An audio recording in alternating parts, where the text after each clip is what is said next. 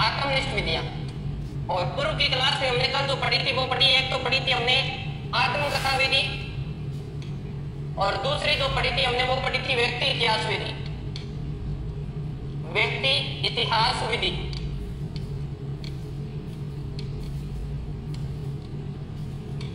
है ना। आस्था आशीर्वाद बेटा। आज इसी में आत्मनिष्ठ विधि में तीसरी विधि जो पढ़ने जा रहे हैं वो हम पढ़ने जा रहे हैं बेटा प्रश्नावली विधि। कौन सी विधि? प्रश्नावली विधि।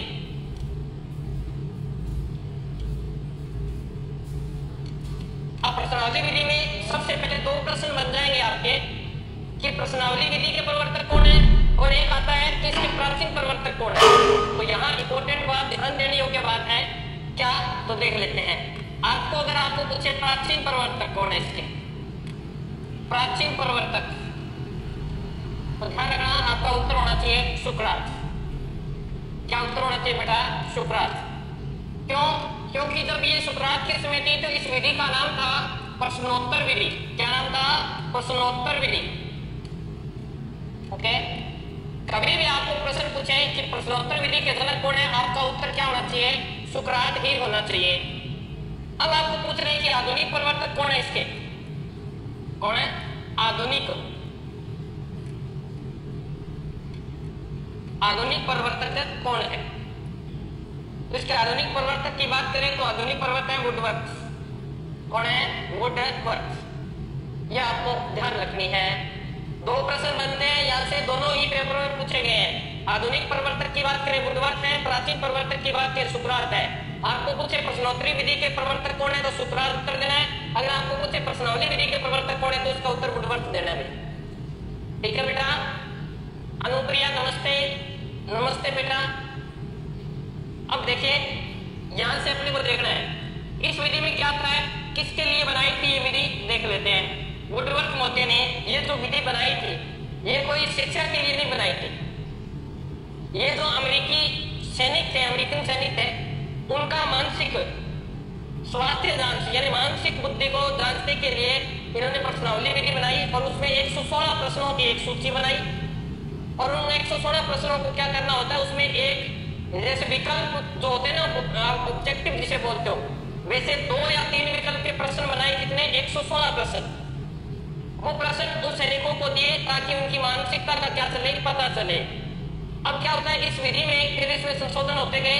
इस विधि में क्या होता है, एक प्रोफार्मा बनाया जाता है जिसे प्रलेख बोलते हैं। एक प्रलेख बनाया जाता है जिसमें उसके अंदर प्रश्न प्रिंट होते हैं। वो प्रलेख विद्यार्थी के पास भेजा जाता है, विद्यार्थी के पास डाक से भेजा जाता है और विद्यार्थी उस परफॉर्मेंस को पूरा करता है।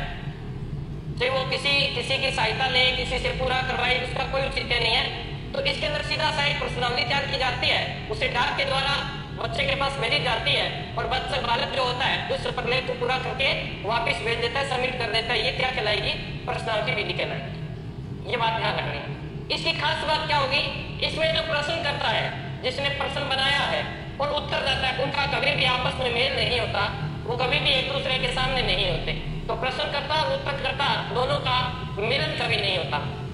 जैसे अगर बात करें अभी RS मेंस का जो पेपर है उसके अंदर क्या आते हैं, जो प्रश्न कॉपी आती है तो उसके अंदर पहले से प्रिंट होते हैं। अब आपको उनके उत्तर दिख रहे होते हैं तो वो भी एक प्रश्नावली का ही प्रलेख होता है।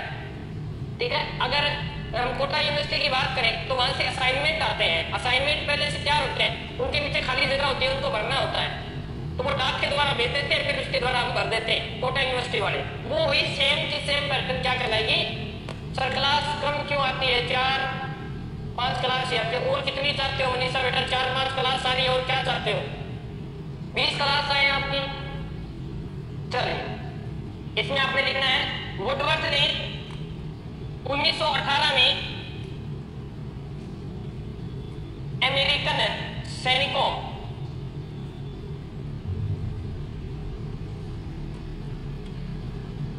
की मानसिकता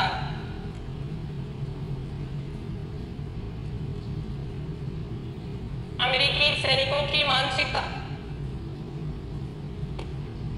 की जांच के लिए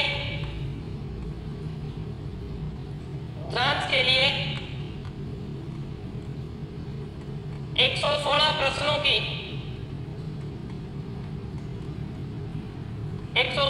प्रश्नों की प्रश्नावली बनाई, प्रश्नावली तैयार की, ठीक है।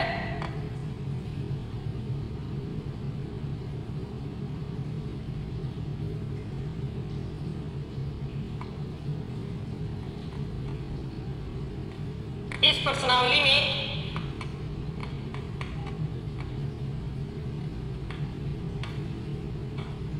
प्रश्न के दो तीन विकल्प होते हैं। एक बात ध्यान रखनी, विकल्प ये प्रश्न होते हैं हाँ ना ये पता नहीं। क्या लिखा है? सानिया बुधारा कह रही है गुरुजी मैं थारी पुरानी स्टूडेंट हूँ। बिल्कुल बेटा हो सकते हो आप। जुमेर तनवर कांवर क्या कर रही है? सर कभी टेस्ट ही ले लिया करो। इतना समय किसके पास है बेटा? सिलेबस पूरा करवाना है आपका। इस प्रश्नावली में क्या कहते हैं, 2-3 विकल्प होते हैं। इसमें आपने लिखना है इसमें विभिन्न प्रश्नों के विभिन्न प्रश्नों का एक प्रलेख तैयार किया जाता है। प्रलेख तैयार कर डाक के द्वारा अभ्यर्थी के पास भेजा जाता है। अभ्यर्थी के पास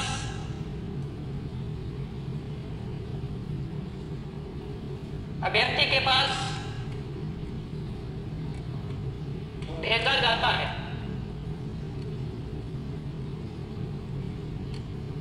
ठीक है।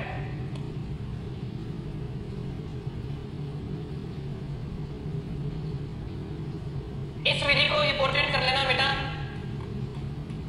इस विधि को कागज पेंसिल विधि भी कहते हैं। इस विधि को कागज पेंसिल विधि भी कहते हैं, क्योंकि इसमें लिखना होता है तो कागज और पेंसिल की आवश्यकता होती है, अध्यापक की आवश्यकता नहीं होती, इसीलिए इसे कागज पेंसिल। सर अच्छा आप उस कोचिंग में पढ़े हुए हो सकता है बेटा याद नहीं है, मेरे तो माइंड से स्लिप है। परंतु खुशी हुई कि कोई बच्चा ऑनलाइन पढ़ा हुआ मुझसे ऑनलाइन में मिला है, बहुत बढ़िया बात है बेटा। तो मेहनत करें, सफलता मिलेगी आपको। तो यह विधि कागज पेंसिल विधि भी कहलाती है, ठीक है ना। तो इसमें एक बात वो भी ध्यान रखनी है कि इसमें प्रश्नकर्ता वह उत्तरदाता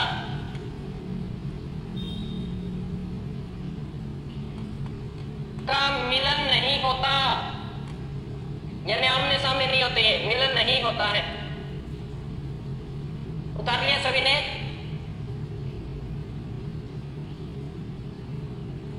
अच्छा बढ़िया बात है बेटा। अगर आप हमारे पढ़ाए हुए सब्जेक्ट को मिस करते हो तो बहुत बढ़िया बात है।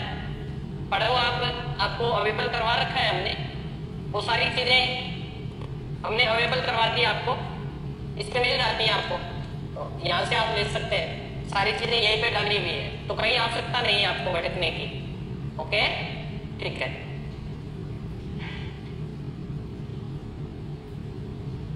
तो ये आपने लिख लिया। अब हम पढ़ेंगे इसी विधि के प्रश्नावली विधि के प्रकार। क्या पढ़ना है अपने को? प्रश्नावली विधि के प्रकार।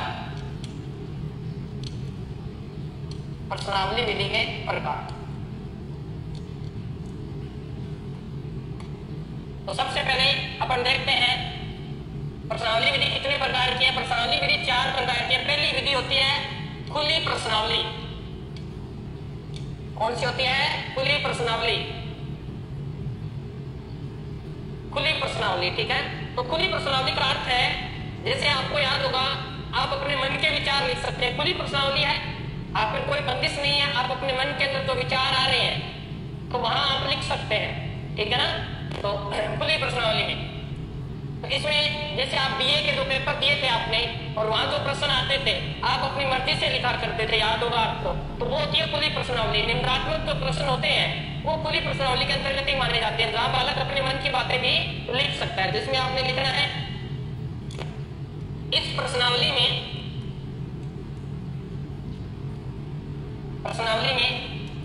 बालक स्वयं के मन के विचार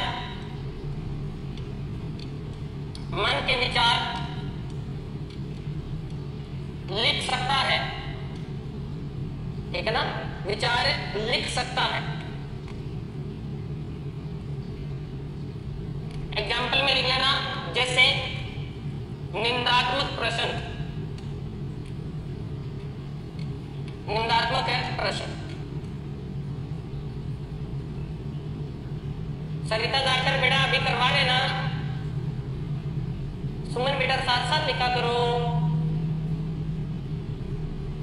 जी हाँ मेरा कह रही है कि सर मुझे तो समझ में नहीं आ रहा है। क्या समझ में नहीं आया बेटा?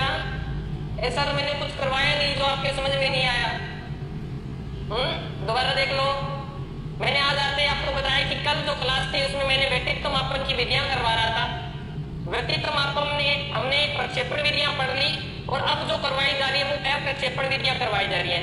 अप्रक्षेपण विधियां 3 प्रकार की होती हैं, आत्मनिष्ठ विधि, वस्तुनिष्ठ विधि और मनोविश्लेषणात्मक विधि। कल हमने स्टार्ट की आत्मनिष्ठ विधि। आत्मनिष्ठ विधि में हमने कल पढ़ी आत्मकथा विधि और व्यक्ति इतिहास विधि, और आज उसके आगे हमने स्टार्ट की आत्म के अंदर कौन सी, ये प्रश्नावली विधि। प्रश्नावली विधि का पुराना नाम था प्रश्नोत्तर विधि। तब इसके जनक कौन थे? सुकरात थे। वर्तमान में इसके जनक वुडवर्थ हैं। वुडवर्थ ने 1918 में अमेरिकी सैनिकों की मानसिक स्वास्थ्य को जांचने के लिए 116 प्रश्नों की प्रश्नावली तैयार की, जिसमें 2 या 3 विकल्प होते थे। इस प्रश्नावली में एक प्रलेख तैयार किया जाता है, पेपर सेट किया जाता है और खाली जगह छोड़ी जाती है। फिर वो डाक के द्वारा किसी विद्यार्थी को भेजा जाता है जिसका व्यक्तित्व निर्धारण करना है। फिर वो उसका उत्तर लिखता है और फिर सबमिट करवा देता है। इस विधि को इसी कारण से कागज पेंसिल विधि भी कहते हैं, ठीक है। इसमें प्रश्नकर्ता और उत्तरदाता का मिलन होता है। जिसने प्रश्न बनाया है मास्टर ने और जो उत्तर दे रहा है उसका कभी भी मिलन नहीं होता। होता है क्या? नहीं होगा। फिर देखो आगे, अब मैंने बताया कि प्रश्नावली विधि के प्रकार। प्रश्नावली विधि 4 प्रकार की होती है। अच्छा ये क्या, ये होता है बेटा, शॉर्ट लिख दिया तो आपको दिक्कत आ गई। अच्छा, चलिए बता दिया ना। फिर ये होता है, तो ये खुली प्रश्नावली होगी। 2 नंबर की बात करें, खुली या तो दूसरी क्या हो जाएगी? बंद प्रश्नावली।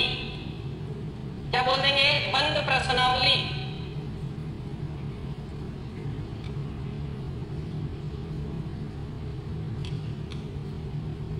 बंद प्रश्नावली।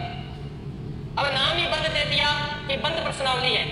बंद का अर्थ होता है कि बच्चे के हाथ बांध दिए। ये सोच लीजिए, आपको बांध दिया जाएगा, आपको जो विकल्प दिए जाएंगे आपको उसी में से एक का चयन करना होता है।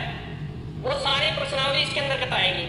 जैसे आपको दिए हुए तथ्यों में से किसी एक को चुनना होता है, तो आपको बांध दिया, आप अपने मन की बात नहीं कह सकते। तो ऐसे बहुविकल्पीय प्रश्न आते हैं ना, आपके पेपर दोगे आप, ऑब्जेक्टिव क्वेश्चन वो इसी श्रेणी के होते हैं। किसके? बंद प्रश्नावली के। हाँ ना के प्रश्न इसी प्रश्नावली के, सत्य असत्य के प्रश्न इसी प्रश्नावली के, मिलान प्रश्न इसी प्रश्नावली के, रिक्त स्थान प्रश्न इसी प्रश्नावली के। तो इसमें ध्यान रखना है, इसमें बच्चे को वही करवाया जाएगा तो उसके सामने है। तो इसमें लिखना है, इसमें बालक को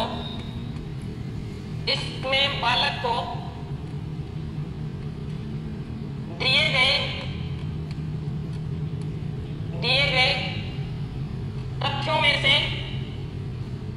तथ्यों में से एक का चयन करना होता है,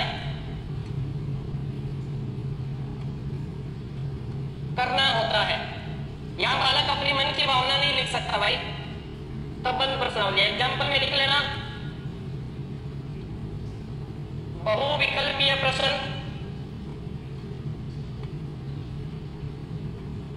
बहुविकल्पीय प्रश्न, सत्य असत्य के प्रश्न,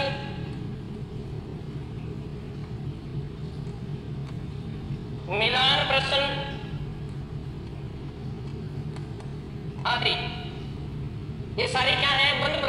बेटा, ये सारी क्या है, बंद प्रश्नावली है। नेक्स्ट तीसरी की बात करें तो तीसरी है चित्रित प्रश्नावली। जैसा कि नाम से दिख रहा है आपको, क्या बने होंगे, चित्र। और चित्रित प्रश्नावली किसके लिए बनाई गई है, जो छोटे बालक होते हैं तो उनके लिए, मंदबुद्धि बालकों के लिए, अशिक्षित व्यक्ति हैं उनके लिए। जैसे आप छोटी कक्षाओं में जाओगे तो आपने सेब की फोटो दिखा दी, सेब का चित्र बना हुआ है, उसके नीचे ए लिखा हुआ है। ऐसे आपने दिखाया कि ये सेब है, इसके नीचे आपने ए लिख दिया और बाद में उस ए को आपने सभी अक्षरों में क्या कर दिया, रख दिया। अब आपको बेटा ये क्या है, एप्पल, इसकी स्पेलिंग ढूंढो। फिर वो नीचे से जहां वाले पड़े होंगे वहां से वो फोटो उठाकर लाएगा ए की, कि ये रहा। फिर ए दिखाएंगे कि इससे शुरू होने वाला फोटो लेके आओ, फिर वो एप्पल की फोटो लेके आएगा। तो यानी इस तरह की एक तो ये होती है। एक जैसे अपने एग्जाम में भी इस तरह के प्रश्न आते हैं, जैसे राजस्थान का मैप दे देते हैं ऐसे, ठीक है, और यहाँ पूछ लेंगे निम्न में से कौन सा जिला है, ऐसे, ठीक है ना, ऐसे बहुत सारे आते हैं, निम्न में ये कौन सा स्थल है, इस तरह का प्रश्न आता है। तो वो चित्रित प्रश्नावली होती है। तो ये तो इसमें लेना है यह प्रश्नावली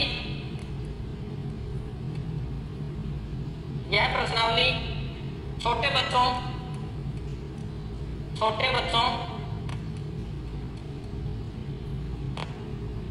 मंदबुद्धि बच्चों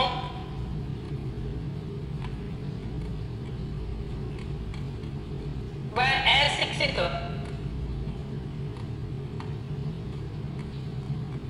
व्यक्तियों के लिए उपयोगी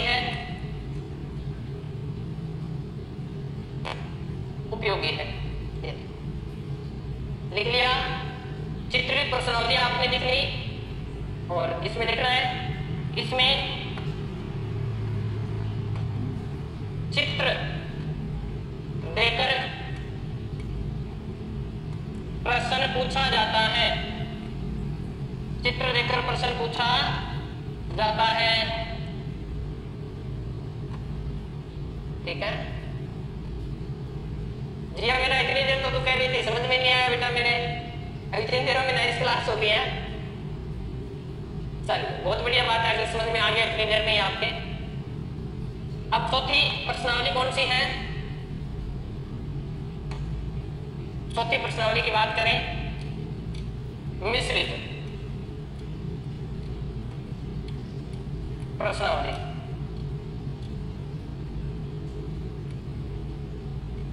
उपयुक्त जो ऊपर लिखी है ना सभी, उपयुक्त प्रश्नावलियों का मिला जुला रूप है,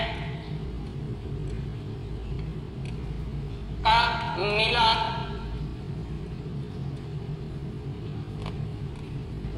जुला रूप है, ठीक है। जैसे इसमें से आपको ऐसे फोटो दे देंगे, ठीक है, 5-7 फोटो दे दी ऐसे, जैसे प्रश्न पूछ लेंगे,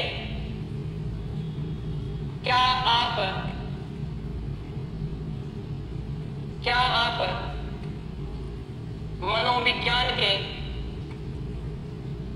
मनोविज्ञान के शिक्षक से संतुष्ट हैं?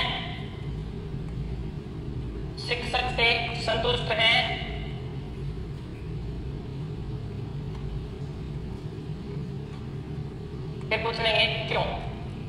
अब देखो यहाँ 4 चित्र लगा दिए, जैसे यहाँ मेरी फोटो दे दी, यहाँ मनोज जी की दे दी, जैसे और है तो रीना प्रे साइको की टीचर उनकी दे दी। फिर उसमें से आपको चूज करना है। चूज करने के बाद क्या आप नीचे प्रश्न दे दिया कि क्या आप मनोविज्ञान के शिक्षक से संतुष्ट हैं, इनमें से किस शिक्षक से आप संतुष्ट हैं, तो उसका देना पड़ेगा आपको हाँ या ना, कि हाँ संतुष्ट है। फिर हाँ संतुष्ट है तो बंद प्रश्नावली हो गई, हाँ ना में उत्तर आ गया। फिर क्यों का मतलब खुली प्रश्नावली। तो तीनों प्रश्नावलियों का मिला जुला रूप है ये कौन सी, मिश्रित प्रश्नावली। क्या आप देश के प्रधानमंत्री नरेंद्र मोदी से संतुष्ट हैं? क्यों? क्या आप अपने ससुराल से संतुष्ट हैं? क्यों? यानी इस तरह के प्रश्न पूछ लिए जाएंगे। तो ये मिली जुली प्रश्नावली होती है। तो आपने लिख लिया होगा सभी ने, अगर लिख लिया है तो आगे चलते हैं, बताइए।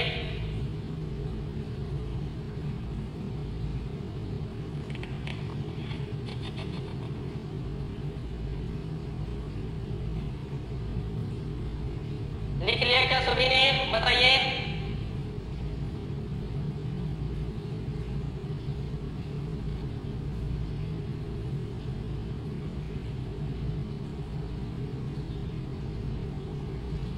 लिख लिया सभी ने?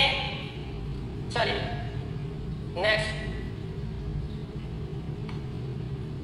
नेक्स्ट देखते हैं। इसी में आत्मनिष्ठ विधि की डी पार्ट है, लास्ट पार्ट है आपका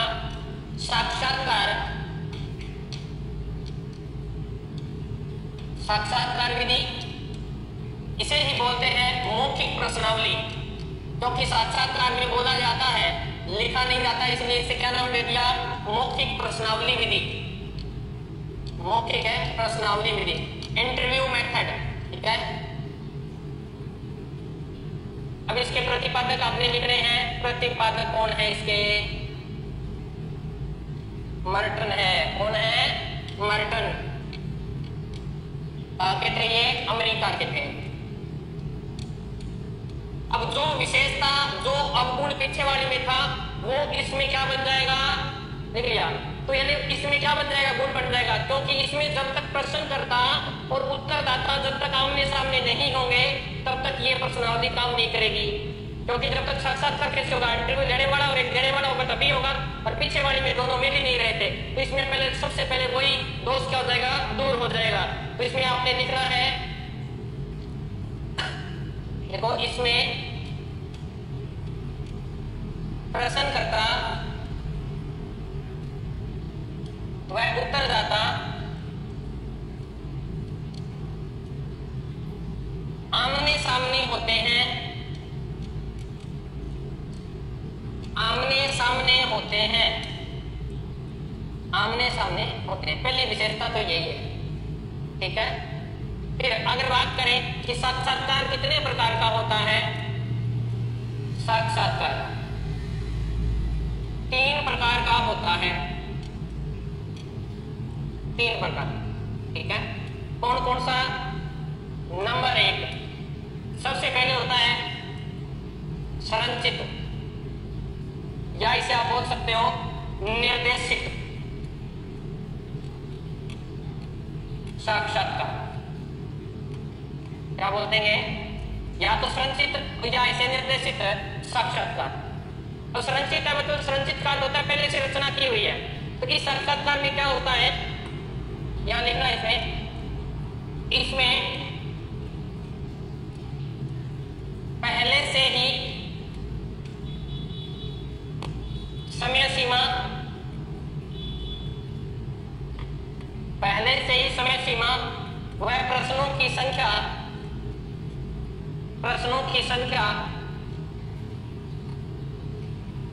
निर्धारित होती है। जैसे आप स्कूल में मौखिक परीक्षा लेते थे ना, वो है ये संख्या निर्धारित होती है। इसमें बता देंगे 5 प्रश्न पूछने हैं, 10 पूछने हैं, कितनी मिनट में पूछने हैं। तो वो कौन सा होगा आपका? संरचित या निर्देशित साक्षात्कार होगा बेटा।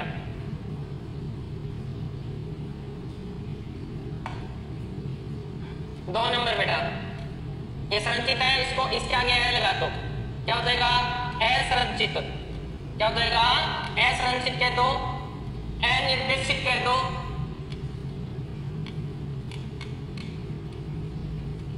इसे गहन कह दो, या इसे केंद्रीय कह दो।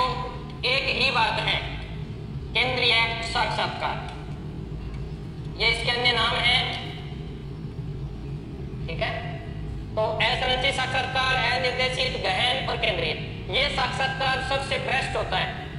क्योंकि इस साक्षात्कार में जो साक्षात्कार करता होता है वो अभ्यर्थी में निदानात्मक खोज करता है। निदानात्मक खोज कहता है कि वो उस सब्जेक्ट में, जिस सब्जेक्ट के लिए इंटरव्यू देने आया है, वो उस तक जाएगा जहां तक वो बालक डीपली से डीपली प्रश्न पूछेगा, जहां तक वो बालक उलझ न जाए। तो गहन इसलिए कह दिया, केंद्रीय इसलिए कह दिया। तो इसमें कोई समय सीमा, कोई प्रश्न निर्धारित नहीं होते। एक एग्जामिनर अपने मन से प्रश्न पूछ सकता है, उसे छूट होती है। ठीक है ना? चलिए, तो इसमें आपने लिखना है, इसमें समय सीमा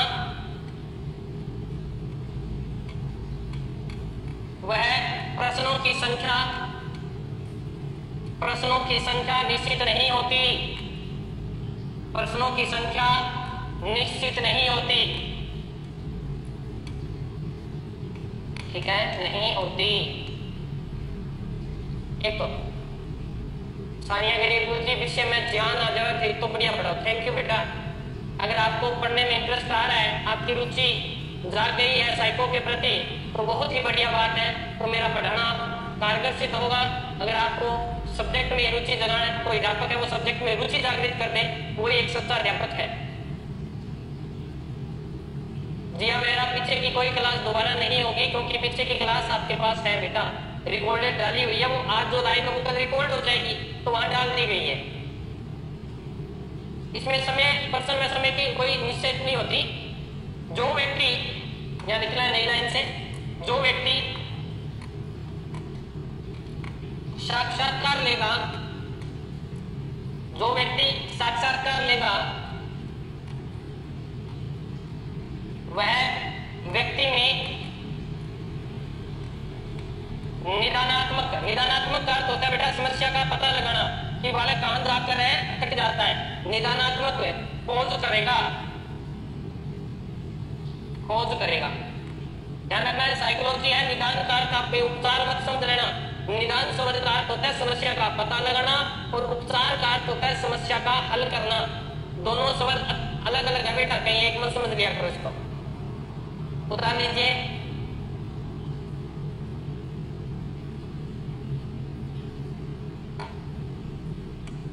तीसरा है बेटा समाहारक, या इसे हम कह सकते हैं समाहारक या मिश्रित साक्षात्कार। ठीक है, उपयुक्त दोनों का मिला जुला रूप है ये। इसमें कुछ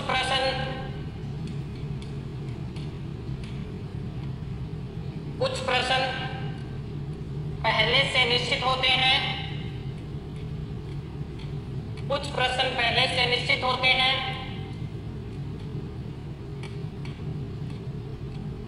कुछ प्रश्नकर्ता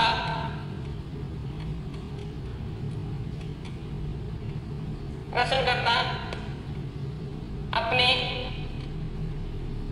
स्वयं विवेक से पूछ सकता है,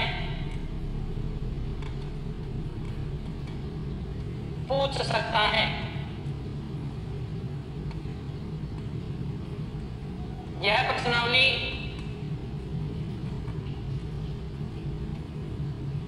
उपयुक्त दोनों प्रश्नावलियों का मिला जुला रूप है। उपयुक्त प्रश्नावली का मिला जुला रूप है।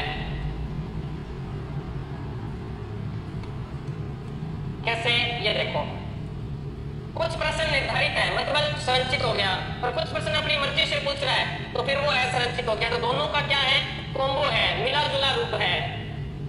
उतार लीजिए। कौन सी क्लास नहीं आई सर? परसों वाली रिकॉर्डेड क्लास नहीं आई। नहीं आई तो आ जाएगी बेटा, अभी डलवा देंगे। ठीक है, क्लास के बाद डलवा देंगे। ओके, ठीक है, इस क्लास के बाद आपकी डलवा देंगे। ठीक, ये उतार लीजिए।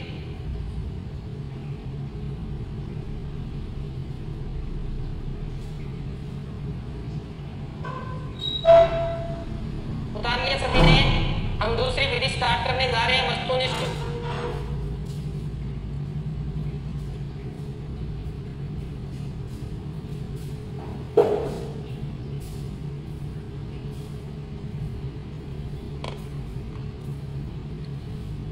हमने प्रक्षेपण विधि में, अब देखो बेटा, प्रक्षेपण विधि स्टार्ट की थी हमने।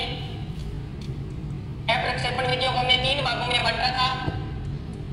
पहला भाग था आत्मनिष्ठ विधियां, ये आज हमने कर ली कंप्लीट। आत्मनिष्ठ विधियां, पहला भाग यही था ना, आत्मनिष्ठ विधियां, ये लीजिए। फिर इसका दूसरा भाग था वस्तुनिष्ठ विधियां,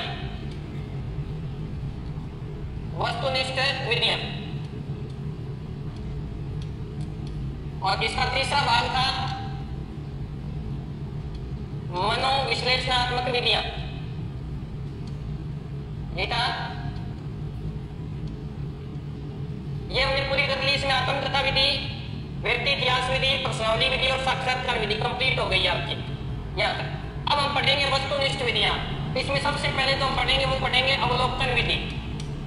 कौन सी पढ़ेंगे? अवलोकन विधि पढ़ेंगे भाई पहले। फिर 2 नंबर पे हम पढ़ेंगे समाजनीति विधि। कौन सी पढ़ेंगे? समाजनीति विधि। तीसरी इसमें हम पढ़ेंगे क्रम निर्धारण मापनी, रेटिंग स्केल मेथड, निर्धारण मापनी। और चौथी इसमें हम पढ़ेंगे शारीरिक परीक्षण। ठीक है, शारीरिक परीक्षण। ये हमारी सभी कंप्लीट हो गई है। अब हम ये स्टार्ट कर रहे हैं, उतार लीजिए, वस्तुनिष्ठ विधियां करवा रहा हूं।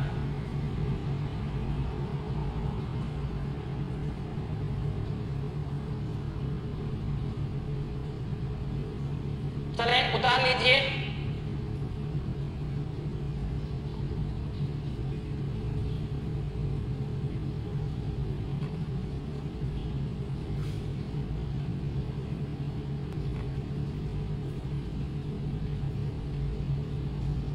अब सबसे पहले जो हम विधि पढ़ने जा रहे हैं वो बेटा ये पढ़ने जा रहे हैं। ठीक है, सानिया, तो सानिया कह दिया, कोई बात नहीं बेटा, कोई बात, अपने हैं, कोई दिक्कत नहीं है, अपनों को कुछ भी कह सकते हैं हम।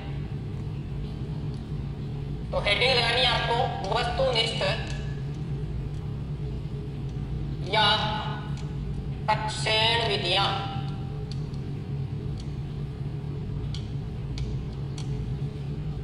ठीक है, वस्तुनिष्ठ विधियां कह दो चाहे प्रक्षेण विधियां कह दो, एक ही बात है। क्या लिख दिया? तनुष शेखावत क्या पूछ रहा है? निरीक्षण विधि को अवलोकन। हाँ, निरीक्षण विधि को अवलोकन विधि करते हैं। अभी करवा रहा हूं बेटा, टेंशन क्यों ले रहे हो? अभी करवा रहे हैं ना। तो वस्तुनिष्ठ जो विधियां हैं, इसके प्रतिपादक लिखने आपने, इनका प्रतिपादक आपने लिखना है अल्बर्ट बांडुरा। कौन है? अल्बर्ट है बांडुरा। आपको पूछ सकता है प्रक्षेण विधियों का प्रतिपादक कौन है? अल्बर्ट बांडुरा। यह आपको लिखना है। लिख लिया सभी ने? इसमें आप लिखना है इस विधि में व्यक्ति के व्यवहार का वही दर्शन करें। कौन सा दर्शन करें? वही दर्शन करें। व्यक्तित्व निर्धारण किया जाता है, निर्धारण किया जाता है, किया जाता है। अब मैं इसको समझा देता हूं आपको कैसे। जैसे अगर बात करें, प्रदीप सुरेला कह रहा सर थोड़ा टाइम दिया करो। मैं तो भाई टाइम साथ साथ में लिखवाता हूँ। आप अगर धीरे लिखते हो तो दिक्कत आती है बेटा आपको, शायद आप धीरे लिखते हो। अब मैं अब कितनी लाइन नहीं है, आराम से लिख लो इसको। मैं स्लाइड को चेंज करता नहीं, मैं तो ऊपर अप डाउन नहीं करता हूँ स्लाइड को। चलिए कोई बात नहीं। इसमें देखो, इसमें ये कहा गया कि व्यक्ति के व्यवहार को बाहर से क्या किया जाता है? देखा जाता है कि बालक कैसे करता है। बाहर का मतलब कैसे? कि घर के अंदर उसका व्यवहार कैसे, आपको पता नहीं होता कि आपका कोई व्यवहार देख रहा है, आपके व्यवहार को नोट किया जा रहा है, आपको पता नहीं होता। और फिर वो आपके व्यवहार को चेक करता है। आपका घर पे कैसे व्यवहार कैसा है, माता के साथ कैसा व्यवहार है, पिता के साथ कैसा है, अपनी बहन के साथ कैसा व्यवहार है, घर से बाहर आते तो पड़ोसियों के साथ कैसा व्यवहार है, समाज में कैसा व्यवहार है, मित्र मंडली में कैसा व्यवहार है, खेल के मैदान में कैसा व्यवहार है, स्कूल में आपका कैसा व्यवहार है, कक्षा कक्ष में आप कैसे करते हो, अकेले हो तो तब आप क्या करते हो। सब व्यवहारों को नोट करता है, परंतु आपको पता नहीं होता। इसीलिए इसे कहा गया है कि वही दर्शन, यानी बाहर से दर्शन करेगा और हमारा व्यवहार हर जगह क्या होता है? अलग होता है। उसको नोट करेगा, फिर आपके व्यक्तित्व का निर्धारण कर दिया जाएगा। तो इसी कड़ी में हम पढ़ने जा रहे हैं। इसकी सबसे पहली विधि, इसका ए नंबर, आप इसे कह सकते हैं निरीक्षण विधि, या इसे आप कह सकते हैं अवलोकन विधि। क्या कह सकते हो? अवलोकन विधि। अवलोकन का अर्थ होता है बाहर से देखना, उसको पता नहीं होना चाहिए। अवलोकन विधि, इसे निरीक्षण विधि भी कहते हैं, अवलोकन विधि भी कहते हैं। इसके प्रतिपादक कौन है? तो देखो, अवलोकन का अर्थ होता है व्यवहार को नोट करना और व्यवहार की बात कोई करेगा तो वो कौन करेगा? जेपी वॉटसन करेगा। कौन करेगा बेटा? जेपी वॉटसन ही करेगा। वैसे व्यवहारवादी कौन थे? वॉटसन थे। ठीक है ना? तो इस विधि में मैंने आपको वैसे तो बता दिया, इसमें आपने लिखना है, लिख लीजिए। इस विधि में मनोवैज्ञानिक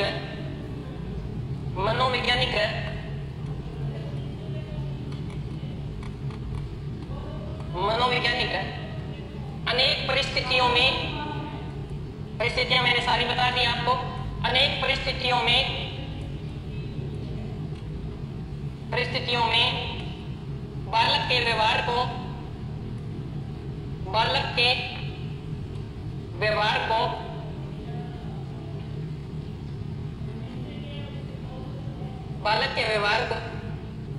लिख देगा। बालक के व्यवहार का दिख रहा है। बालक के व्यवहार का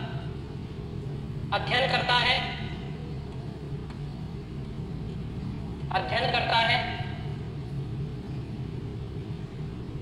उसके बाद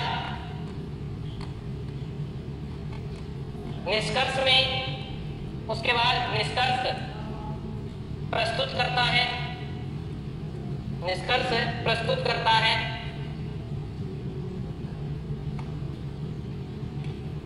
प्रस्तुत करता है। कि वो किस प्रकार का है। ठीक है?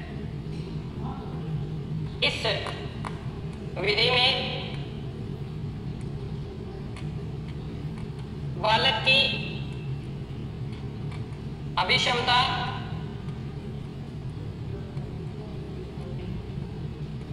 व रुचि, इस विधि में बालक की अभिक्षमता व रुचि तथा व्यक्तित्व के खास गुणों का पता चलता है।